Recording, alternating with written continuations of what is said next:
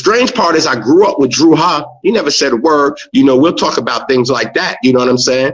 And I go downtown to Island. I go up into the office. There's a brother in the office. His name is Al Butter. His name is Al Butter McLean, who later on became the vice president of Cobalt Music. Hold that thought right there. That's another one we're going to get to. You know what I'm saying?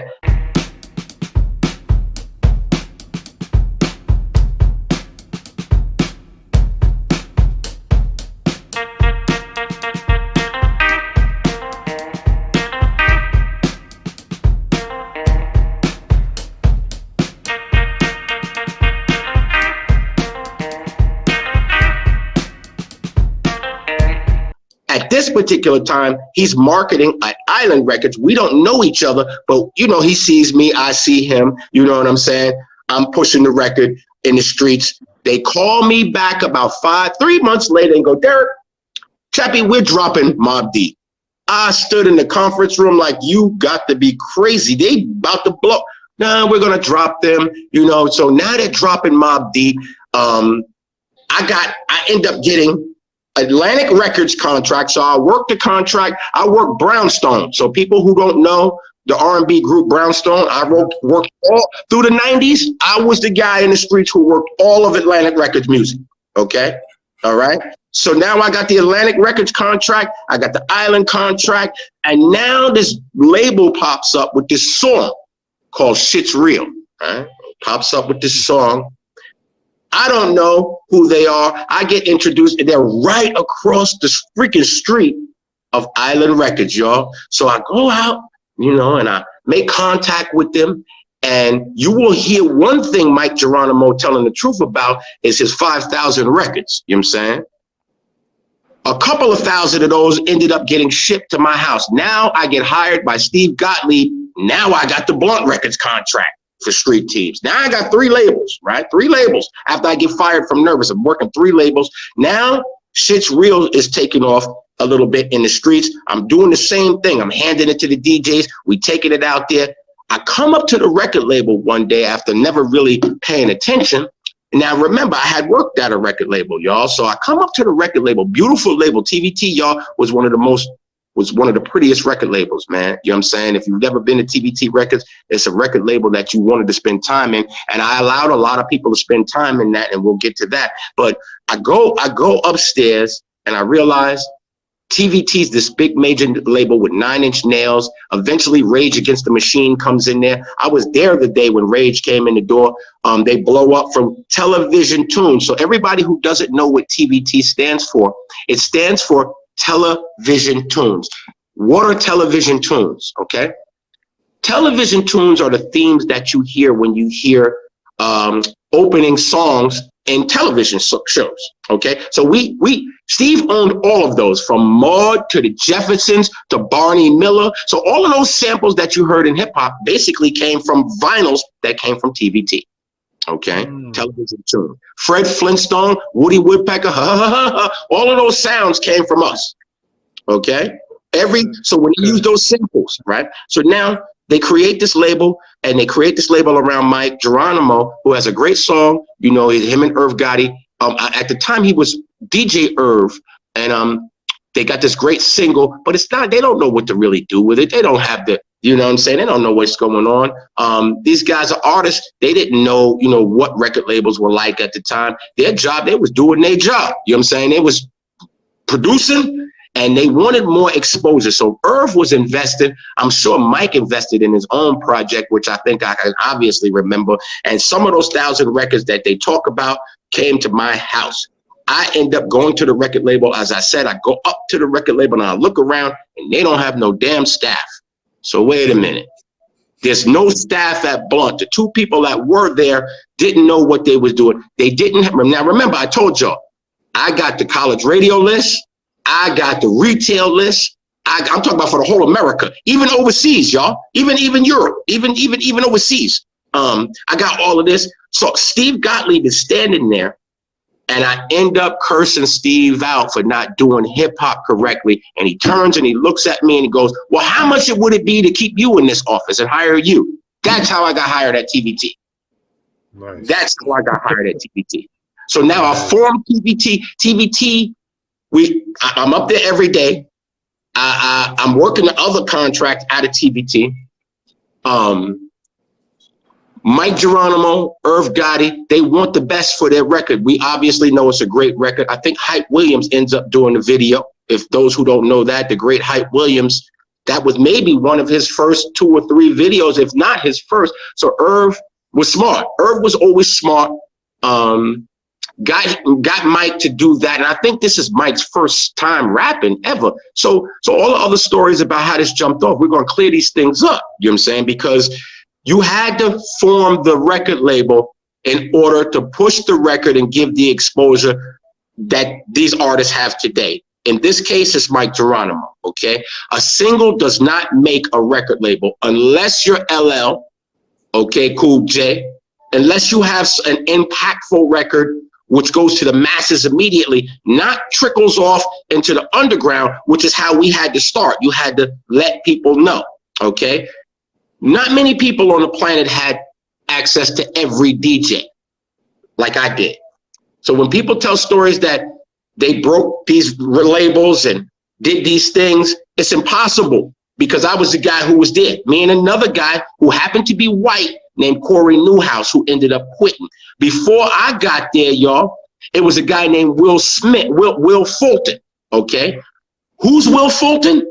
A white dude that if you go to his page, he's playing the guitar. He doesn't look like he knows hip hop, but he signed Trigger the Gambler later on and all of those type of people. So big shout out to Will Fulton for his contribution to hip hop. He also signed Nine, the MC Nine. Yeah. So Will Fulton signed those type of things.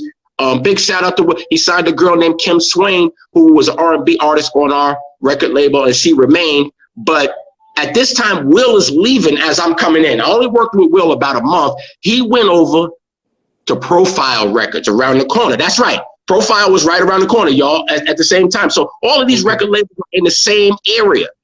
That's where I met Ice-T. And as a matter of fact, walking down the street when I got my tattoo, he snatched me by the arm and was like, "That's a dope tattoo. I didn't even know the cat." Nigga snatched me by my arm, was standing there, scared me. I was like, "Yo, that's a dope tattoo." And we met at that time. So now we're building the record label, guys, and I bring all of my stuff. Remember, this isn't a computer. This isn't a disc.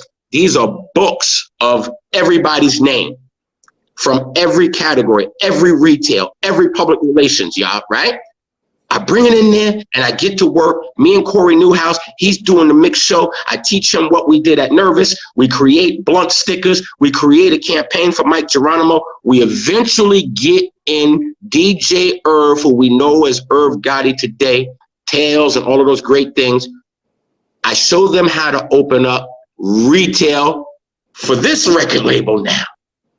They had no retail presence in hip hop. They only had retail presence in the alternative side, which there was a retail staff. So when I first got to TBT, I literally sat with the retail people because to get this thing jumping off, I'm going to repeat, we had to get it in stores. It had to work simultaneously with giving it to DJs. Then it had to work simultaneously with me doing mail outs to all the college radio stations and lists that I had. That had to work simultaneously. If it doesn't work simultaneously, the label spends more money and probably the song never jumps off. So it's all about timing, y'all. It's all about timing. When the cat is playing it in the club, the retail person better have it.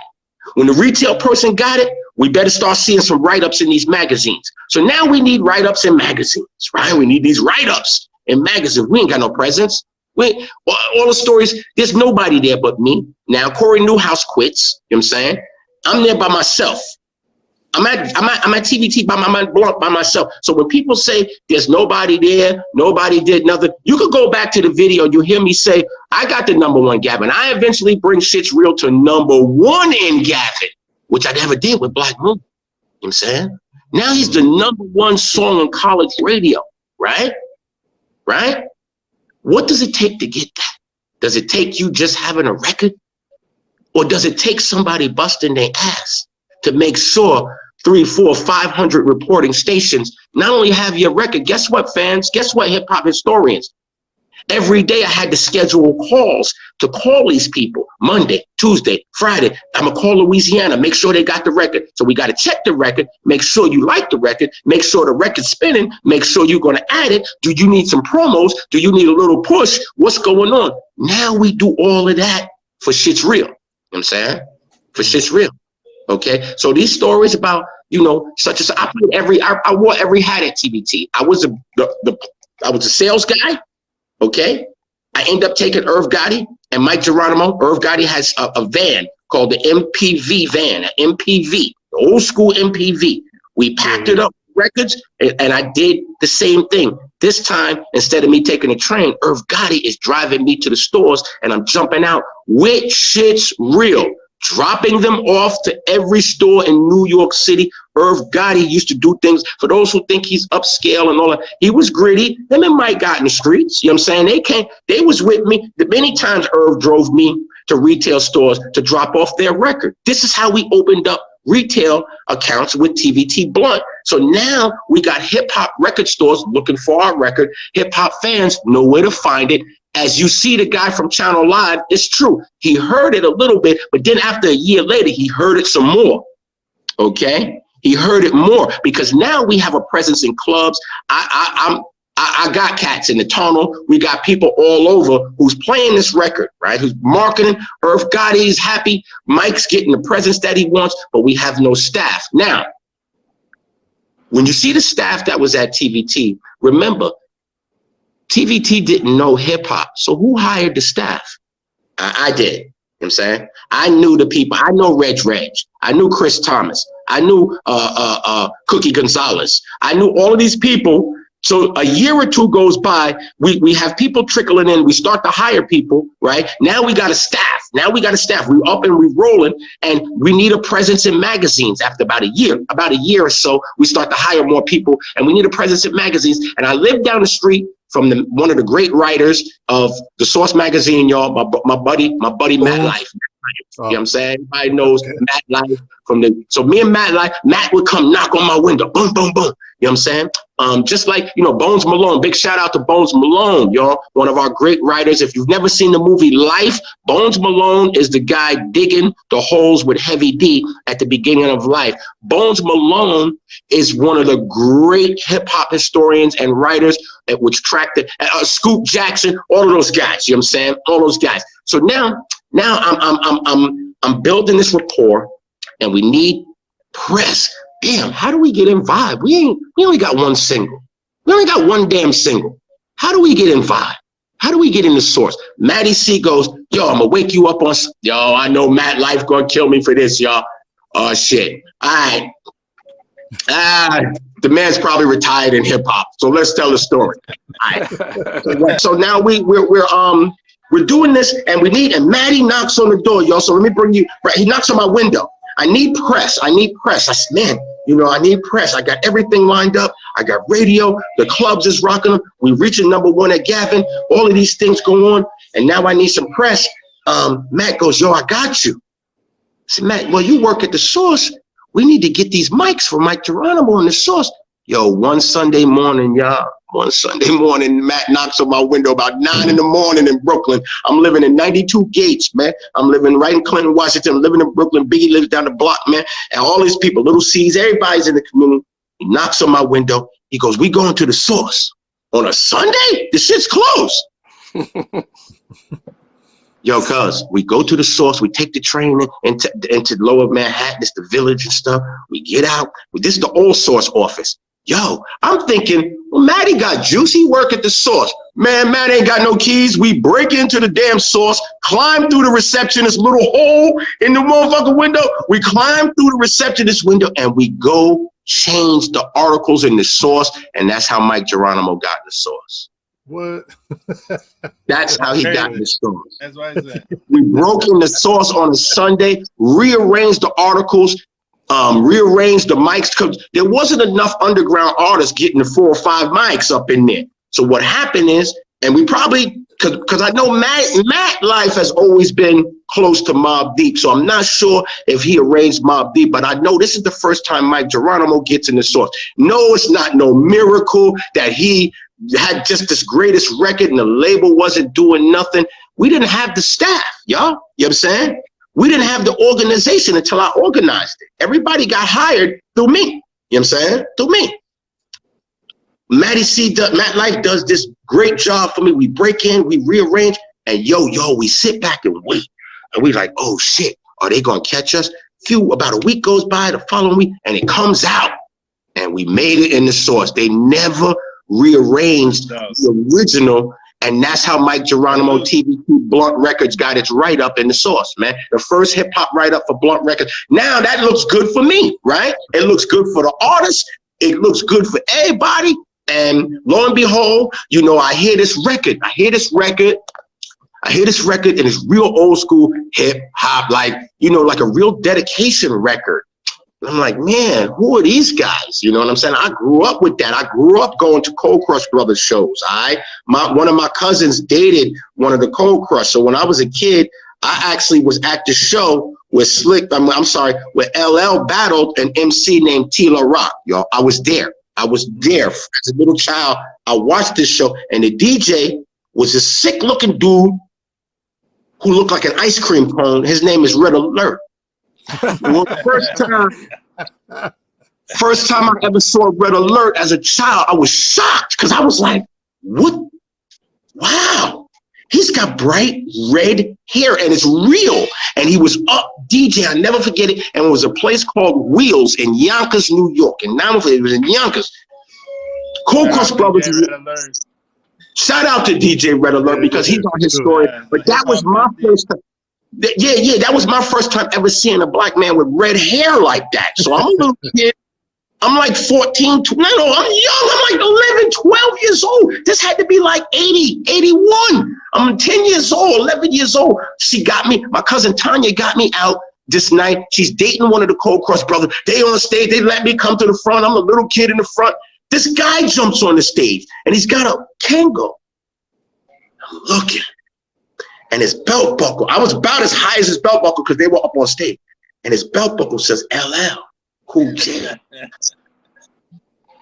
like, that's LL? He looks awful young because I remember now, I don't know these things because, I'm still young. LL is just getting on now. He's doing his rounds. And I literally witnessed that, y'all. I witnessed LL do his rounds, and I witnessed him battle Tila Rock. And if you go back in history, he and Tila Rock had a beef. I was there as a child. I was able to see that. I was also at the original. I don't mean to cut you off, though, but what's your connection with the gentleman that just joined this main flow? Yeah. What up? Yeah, he might be in the car. He might be in the car right now. Main flow. How do I know that guy? I'm going to tell you how I know that guy. After I listened to this old school, sort of rap group, because I grew up understanding the Cold Crush, and I still have the cassette tape of where I snuck in a place called the Westchester County Center, and I recorded one of the first Lottie Dotties by Slick Rick and Dougie Fresh. I actually have it on cassette. I snuck in to the concert, and my boys gave me the cassette player. They snuck me in the back because I was the littlest nigga. They snuck me in, and I snuck in the back, and I'm hiding behind the speakers, y'all, and I literally recorded live. I got the live Lottie Dottie with Slick Rick and Dougie Fresh on stage, but I didn't know what I was watching. So now, as I'm at TVT, I hear this group, and they sound very much like the Cold Crush, and they're called Unified Rebellion or Unified Revolution. And I said, man, I'm going to sign this group. Now I have the power to sign.